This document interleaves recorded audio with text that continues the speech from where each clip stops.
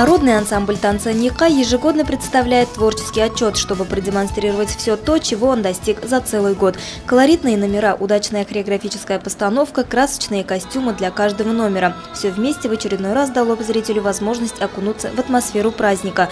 Успехи, которых сегодня добивается коллектив на различных концертных площадках, это совместная плодотворная творческая работа воспитанников и высокий художественный вкус профессионального руководителя, заслуженной артистки Республики Башкортостан Эльвиры Вакилевны Акназаровой.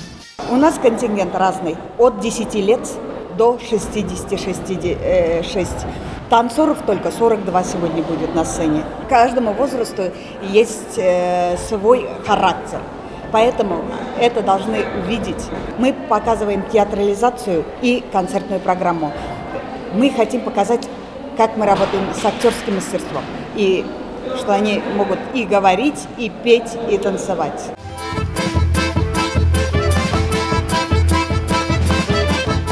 Мастерство и пластичность, ловкость и самобытность народный ансамбль танца «Никай» демонстрирует публике на протяжении 8 лет. В коллективе 3 группы разных возрастных категорий. Стоит отметить, многие танцоры, выпустившись из коллектива, посвятили себя танцам и по сей день продолжают тесное сотрудничество с ансамблем.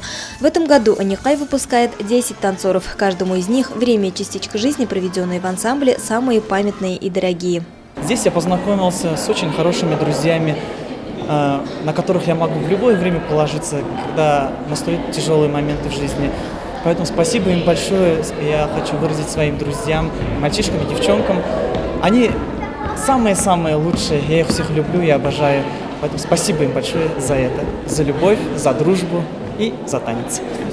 Все выпускники были награждены почетными грамотами за проявленное мастерство и профессионализм, преданность выбранному искусству. Также в этот день заслуженные слова благодарности прозвучали из уст родителей в адрес руководителя ансамбля. Ведь они достоверно знают, что ее заслуга не только в подготовке эффективных номеров, но и в большой воспитательной работе. Юлия Харисова, Радмир Сянголов, телекомпания СТВ.